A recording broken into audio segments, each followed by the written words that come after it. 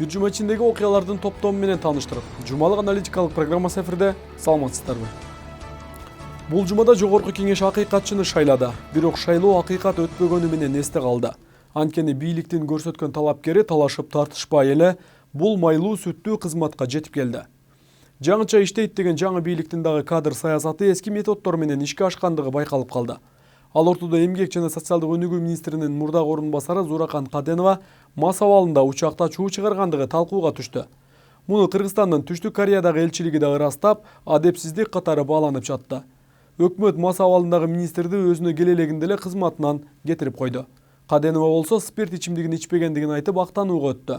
Болгону кола менен жүрөк оорусунун дарысын ичип алса эле башкалар мастай көрүп алышыптыр. Жалал Абад шаарында болсо жаңы өтмөк ишке берилди. Эми тургундар жол алдынан өтүшүп, унаа-тыгыны азаят. Кара сууда болсо курулуп жаткан өтмөктүн иши кечеңдеди. Бир жумада орун алган ушул сыяктуу окуялардан Жума хроникадан көрүңүздөр.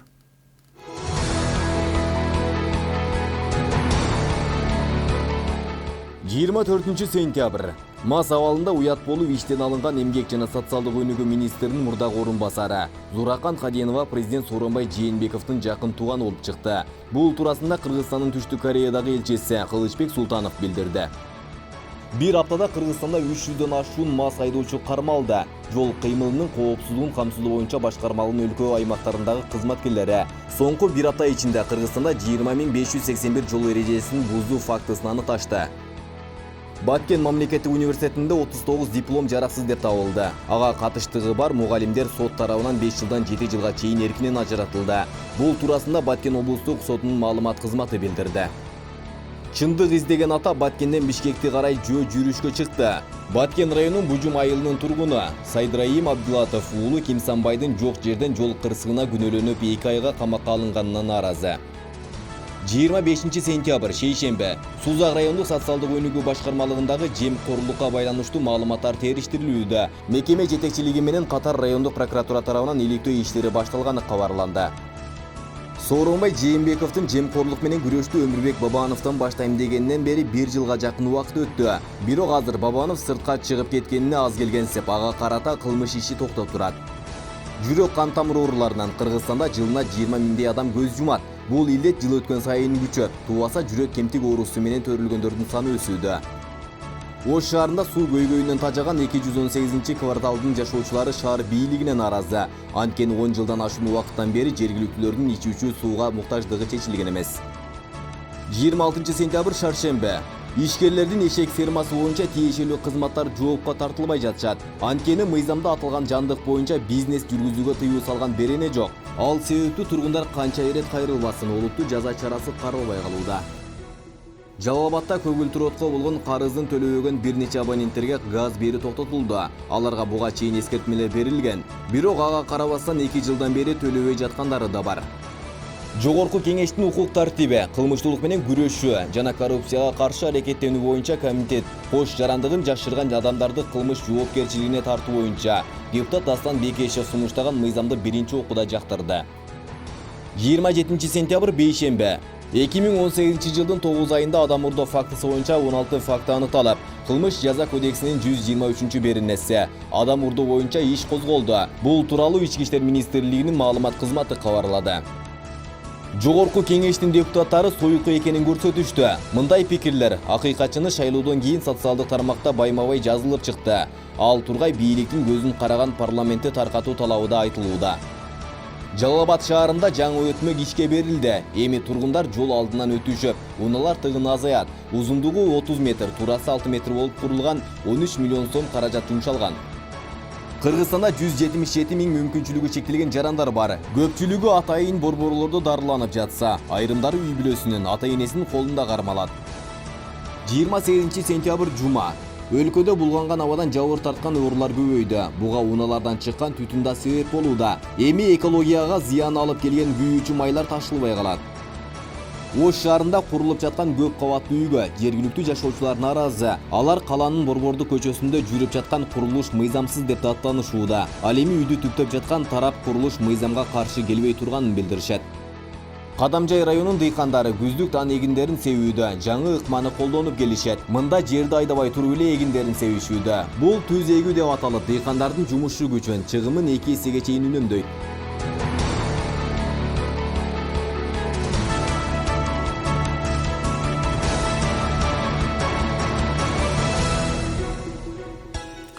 Кыргызстанда кош жарандыгын жашырган мамлекеттик кызматкер же депутат кылмыш жоопкерчилигине тартылып, ири суммадагы айып пул төлөшү мүмкүн.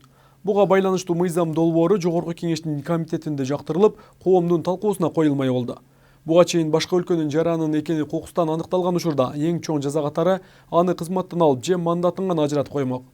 Кош жарандуулукка байланыштуу сунушталып жаткан мыйзам долбоорго ылайык Кыргызстанда президенттикке же депутаттыкка талапкерлерде башка өлкөнүн да жарандыгы бар экендиги аныкталса, алар эми каттуу жоопко тартылат. Долбоор парламенттин профилдик комитетинде биринчи окууда жактырылды. Демилгени 2020 жылы өтүүчү парламенттик шайлоого чейин кабыл алышы керектигин, бул талапкерлердин кош жарандуулугун алдын ала текшерүү үчүн маанилүү. Бул саясий кызматта иштегендерге тиешелүү, жөнөкөй жарандарга тиешеси жок. Эгер жарандыгына байланыштуу жалган маалымат берилгени аныкталса, 250 000 сомдон 300 000 сомго чейин айып төлөшөт. Бул жерде кишилерди абакка олтургузуш эмес, алдын ала чараларды көрүү болуп эсептелет. Эки паспорту бар адамдарды жоопкерчиликке тартууда мыйзам жоболору жетишсиз. Ошол себептүү башка прокуратура эки паспорту табылгандарга кылмыш ишин козгобой келген. Кыргызстан эч бир өлкө менен кош жарандуулук боюнча келишим түзгөн эмес. Мыйзам боюнча чет өлкөнүн жараны депутат, министр, күч органдарынын кызматкери же муниципалдык кызматтын жетекчиси боло албайт. Бирок ар кандай кырдаалда депутат, мамлекеттик кызматкерлердин эки паспорту менен жүргөн ачыкка чыккан учурлар болгон.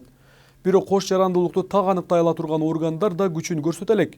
Буга чейин Казакстанда кармалган депутат коңшу өлкөнүн жараны экендиги айтылган. Бул маалыматты Тышкы иштер министрлиги ырастаганы менен атасы бул каралоо экендигин айтып жеткире албай келет. Учурда да Жогорку Кеңештин Ата Мекен фракциясынын депутаты Бахадыр Сулеймановдун жарандыгына байланыштуу маселе кайрадан айтылды. Бул боюнча 26 сентябрда акыйкатчыны шайлоо учурунда маселе көтөрүлүп, депутат чет өлкөнүн жараны деген жалган маалымат таратылып, казакке жасалып жатат деп жаңы омбудсмен Токон Мамытовду айыптады. Кош жарандуулук менен эми чиновниктер коштошобу? Кийинки материалдан көрүңүздөр.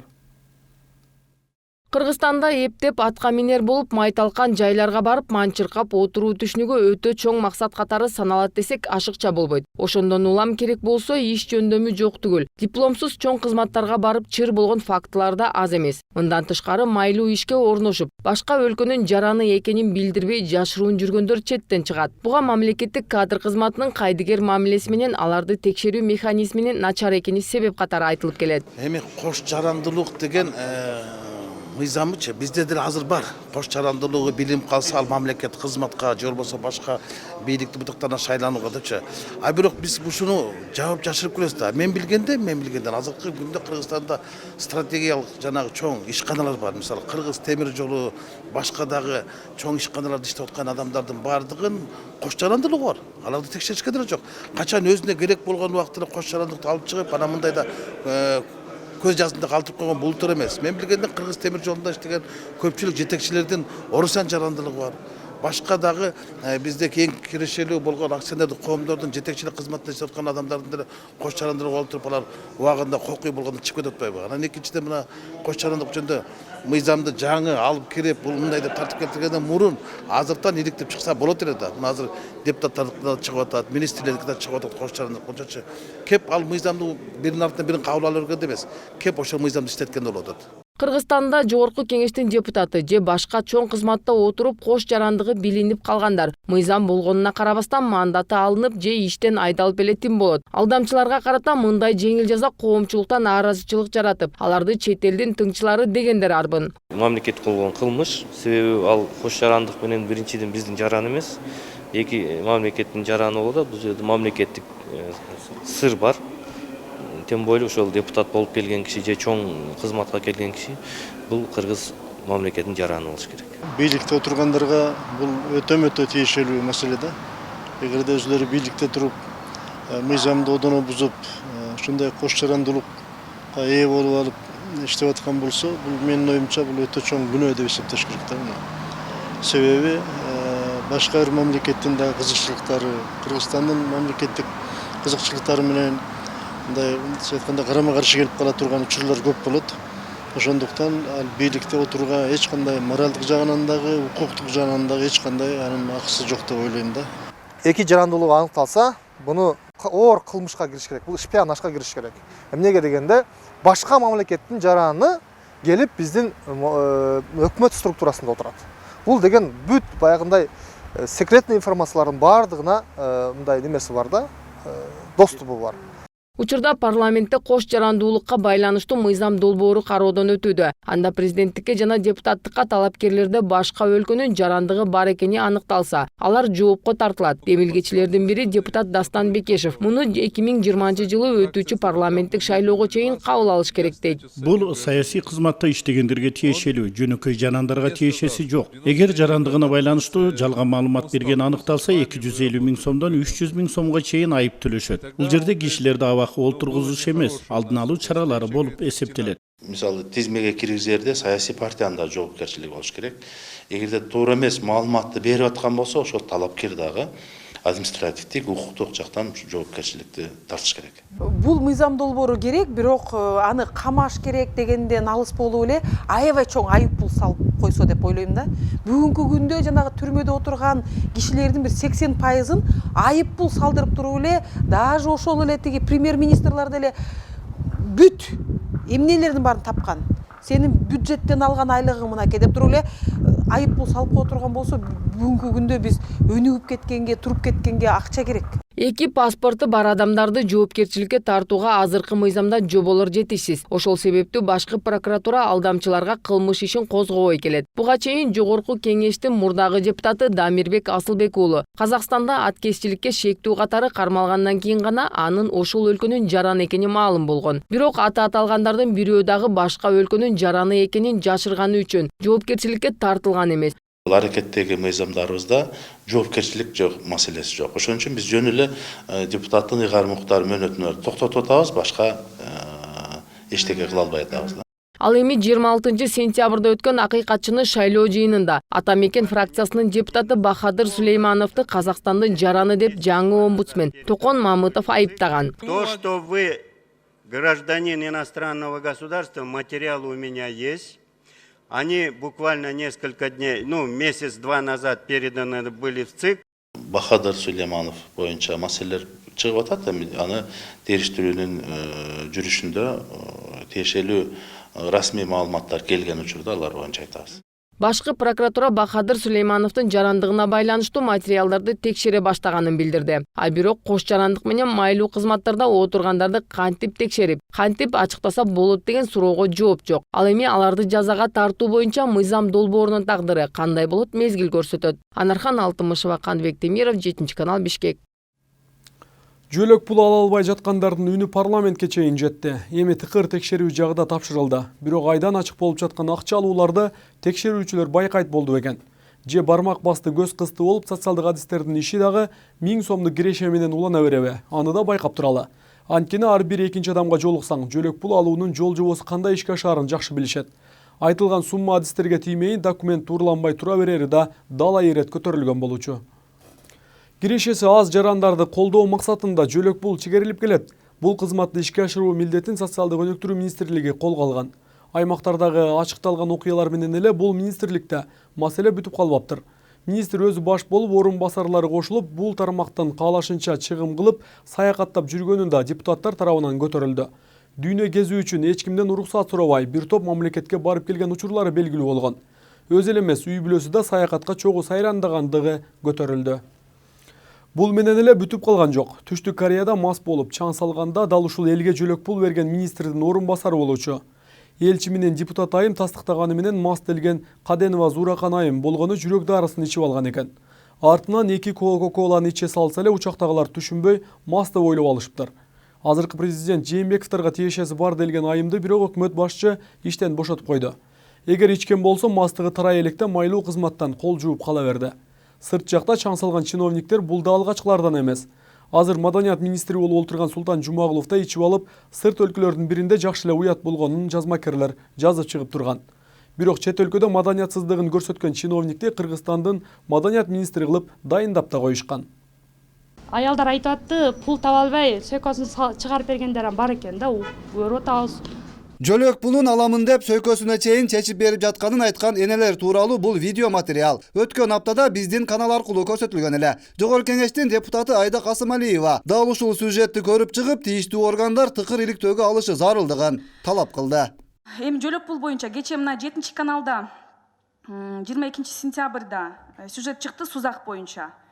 Анда дагы ушул социалдык өнүктүрүү министрлигинин чабал иштегенинен улам абдан мындай көз сыйпалып атат да депутаттарга дагы биздин мыйзамдагы жөлөк пул боюнча мыйзамга. Ошол сюжетти карап чыккыла, текшерүүнү жасагыла ушул жерде отурган органдар.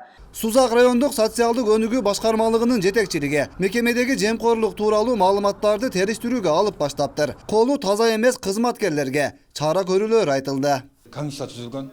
Комиссиянын төрагасы өзүм болуп, ушул сиздерге интервью берген адамдар боюнча бетме жолугушуу кылдык. Ошо адисизди алып алып өз менен чогуу барып, үйүнө чейин барып, ошолар менен жолугушуу жүргүзүп келдик.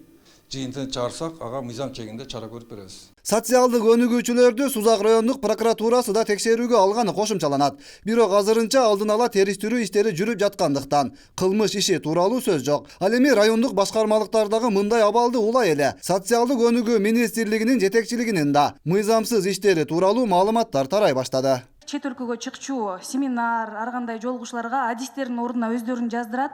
Ошол эле комитет жыйынында депутат Айда Касымалиева эмгек жана социалдык өнүгүү министри менен анын орун басарларынын мамлекеттик казынанын эсебинен чет элдеп жүргөн турнелерин эсептеп берди. Болгондо да чиновник айымдар, жетекчилер эмес, адистер барып тажрыйба топтоп келүүчү сапарларга өздөрү барып, анан калса күйөөсүн, балдарын, кайын туугандарын кошо ээрчитип жүргөнү, мындай саякаттарда дипломаттык паспортун колдонгону, ал эмес премьер-министр уруксат бербей койгон сапарларга да өз билемдик менен кетип калышканы айтылат. 2017 жылдын 2-8 февралында эмгек жана социалдык өнүгүү министри Талайгүл Исакунова жолдошу, кайын туугандары менен чогуу Сауд Аравиясына барган. Сапардын бардык катышуучуларынын транспорттук чыгымдары министрликтин бюджетинен жабылган. 2017 жылдын июнь айында министр Исакунова жолдошу жана уулу менен бирге Швейцарияга барган. Жол чыгымы министрлик тарабынан төлөнгөн. Министр мамлекеттик бюджеттен атайын иш-чарага катышуу үчүн барганы менен ага катышкан эмес, убакытын эс алууга жумшаган. 2017 жылдын 6-10 ноябрында Исакунова АКШга жолдошу жана 2 уулу менен барган. Премьер-министр бул сапарга барууга макулдугун бербегендигине карабай, эмгек өргүүсүн алып кетип калган. АКШдан ары 13-15 ноябрда Аргентинага учушкан. Мында да премьердин уруксаты болгон эмес.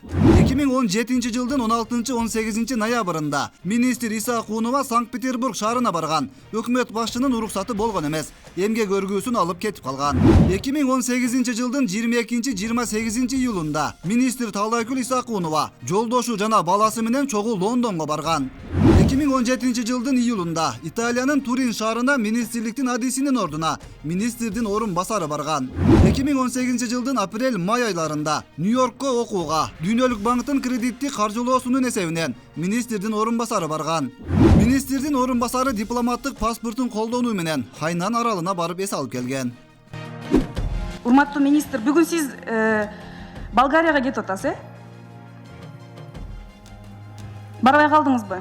Бул маалыматтарды Талайгүл Исакунова жалган жалаа катары испаттайт. Ал эми башкы прокуратура болсо териштирүүлөр жүргүзүлөөрүн билдирет. Өз билемдиктин туу чокусуна жеткен бул министрликте дагы бир терс көрүнүш орун алганы коомчулукка желдей тарады. Мас абалында кирип, ызы чуу чыгарган окуя Түштүк Кореянын борбору Сеул шаарынын аэропортунда болгон. Социалдык өнүгүү министринин орун басары Зуракан Каденова Түштүк Кореяга официалдуу жумушчу топ менен барып, кайра кайтаарда мас абалында Корея аэропортунда чуу салганын депутат Айда Исмаилова Facebook баракчасына жазып чыкты. Каденованын бул жоругунан улам учак 2 саатка кармалганын билдирди.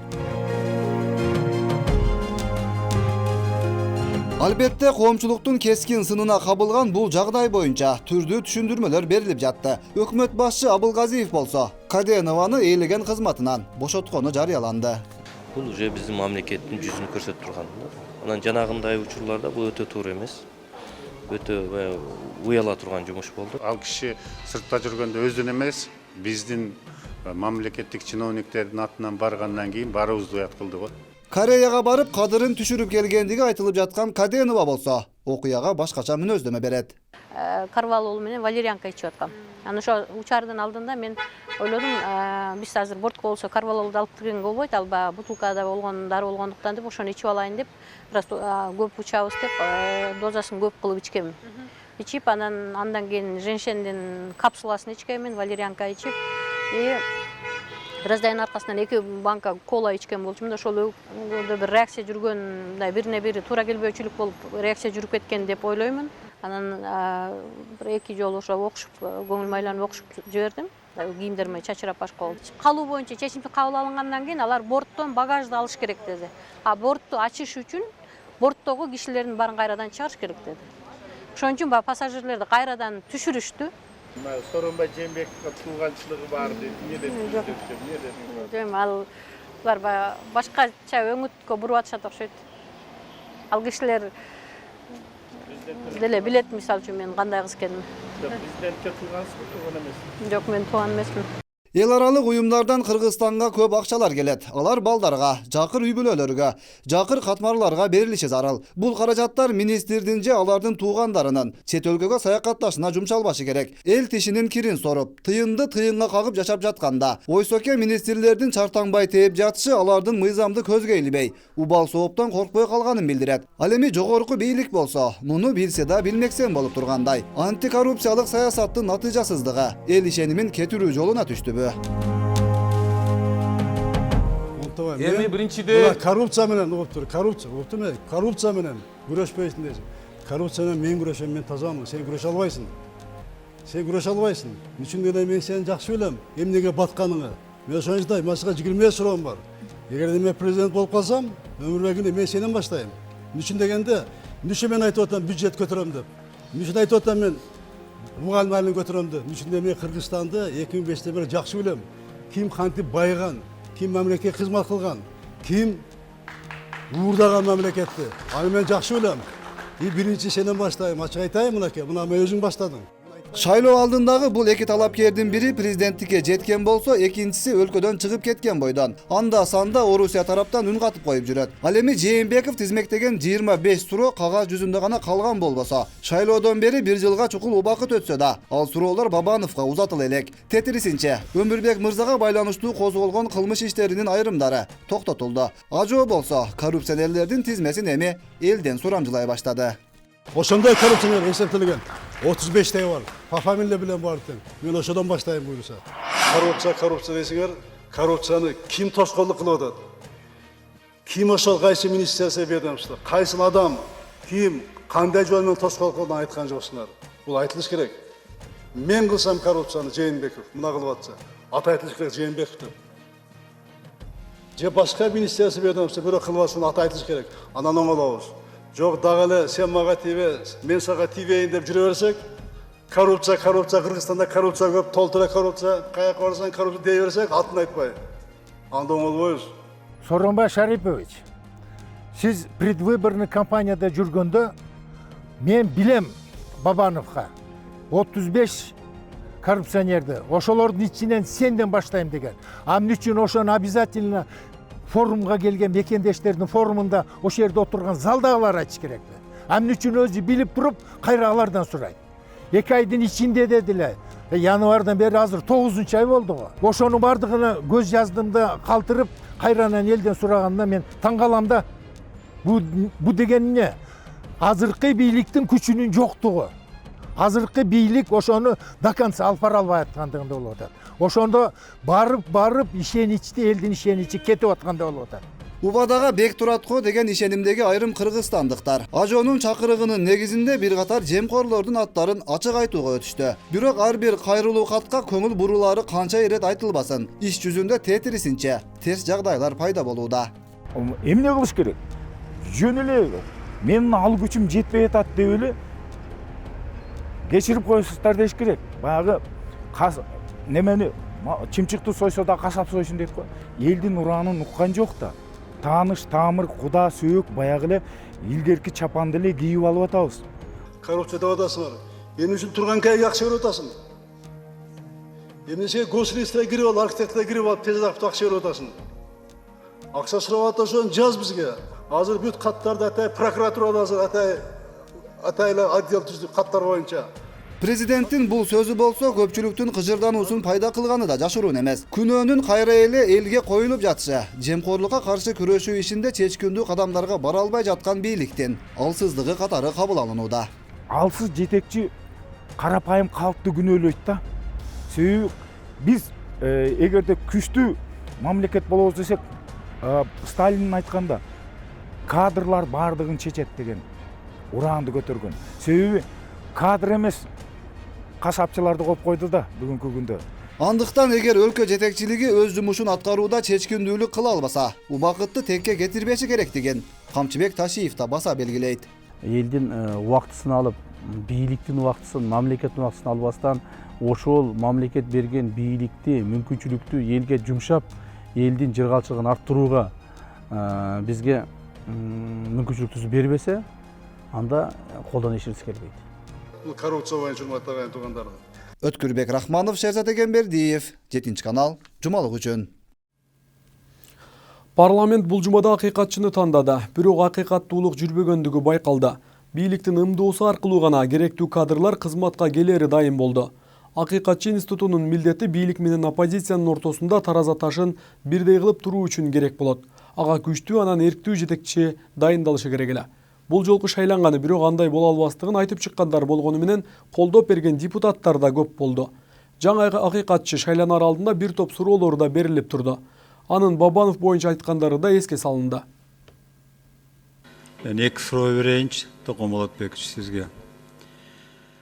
Мына туура бир жыл болду. Сиз 29 сентябрь 17 жылы комментарий бердиңиз эле. Ошто Өмүрбек Бабановдун сүйлөгөн сөзү боюнча билесиз да. Ошондо мындай фраза бар да: «Я считаю, в его обращении есть признаки разжигания межнациональной розни». Туурабы? Ошол позиция азыр өзгөргөн жокпу сизде? Мен ошол өзүңөр байкасаңар, жанагы считаю, что есть признаки деп белгилегеним Мыктыбек Супч, жанагы биз ушунча тизелеп турбашыбыз керек, көлдөй толкуп чыгышыбыз керек деген мына ошол фразаларга көңүл буруп, ошон үчүн признаки деп турум. Категорическое утверждение нет, но признаки азыр деле мен ойлоп атам признаки. Но бирок мен эксперт эмесмин. Мен өз жеке ой пикиримди айттым. Менин ой пикирим никому кылмыш ишине ал тиркелбейт. Экспертиза берет бул заключенияны.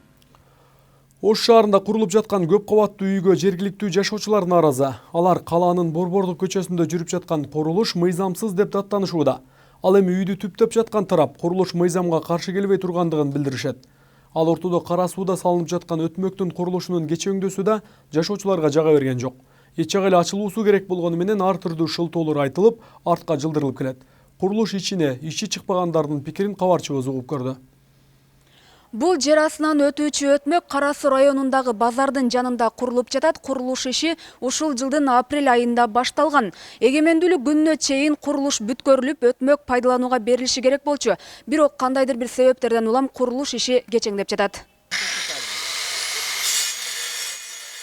Бул курулуш башталганда көпчүлүк кубаттап кабыл алган. Анткени жер алдынан өтүүчү өтмөк ишке берилген соң жол тыгыны жоюлат деп күтүп жатышат. А бирок курулуштун бүтүшү белгиленген убакыттан кечеңдеп жатканы жарандардан нааразы пикирлерди жаратууда. Алар курулуш иштери солгун жүрүп жатат деп нааразы. Ал жерде иштегендерге да мешайт этип жатат.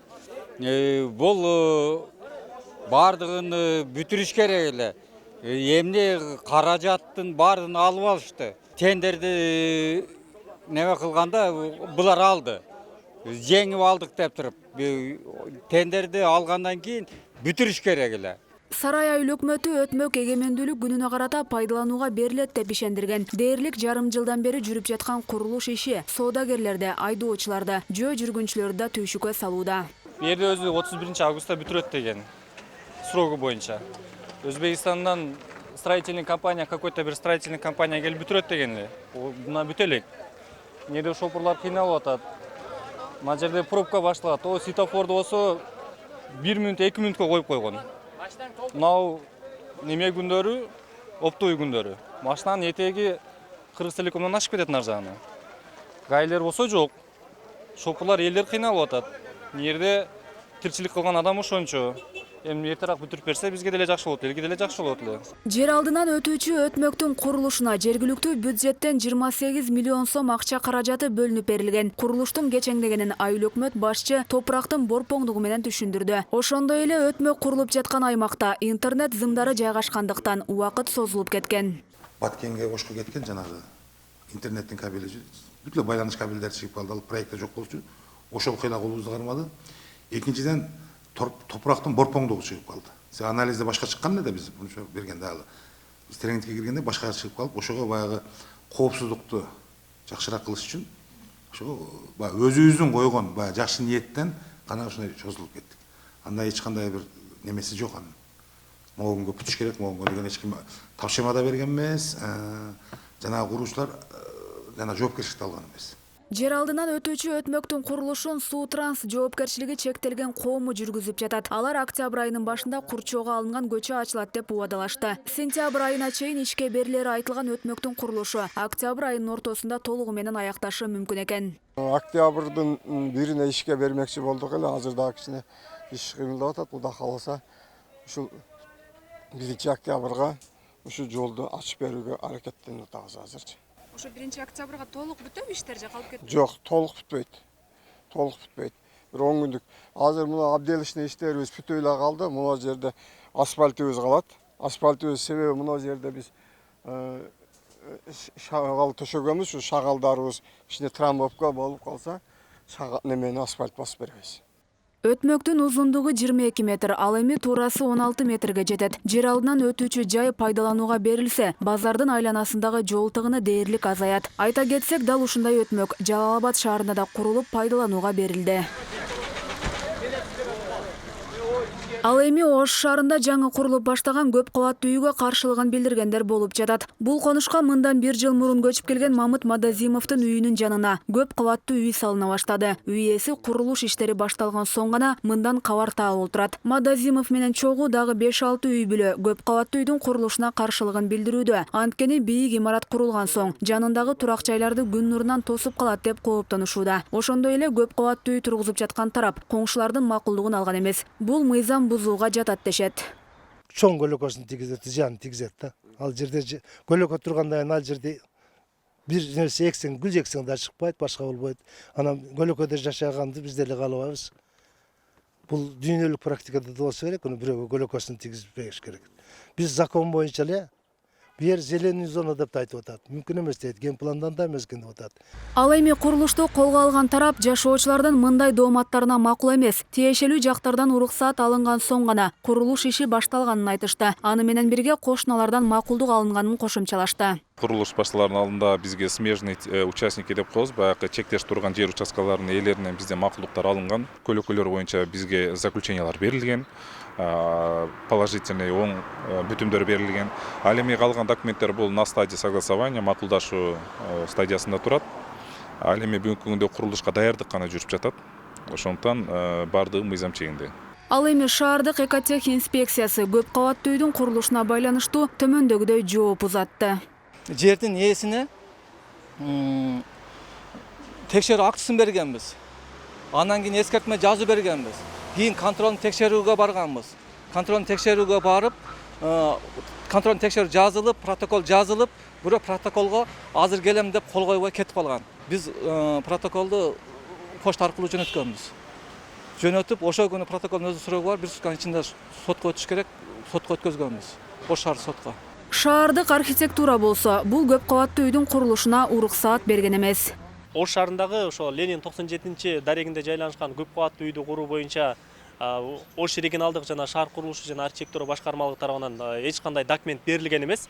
Ал жерде биздин башкармалыктын кызматкерлери текшерүүгө алганда эч бир документтерин көргөзүп, тийиштүү иш кагаздарын көрсөткөн эмес. Мындан улам архитектура башкармалыгы бул боюнча экологиялык, техникалык жана мамлекеттик инспекциясынын кызматына атайын кат түрүндө кайрылып, аларга эскертүү баракчалары берилген.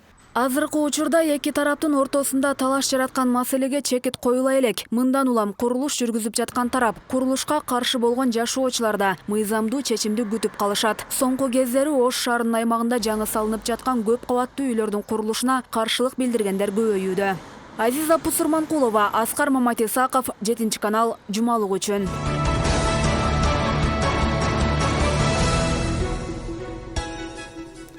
Сиздер бир жума ичинде орун алган окуялардын орчундууларына ортоктош болдуңуздар. Ушул жана башка маалыматтарды бизден гана күзөтүп барыңыздар. Студияда мен Рамиз Каимов болдум. Кийинки аптадагы берүүлөрдөн көрүшкөнчө аман туруңуздар.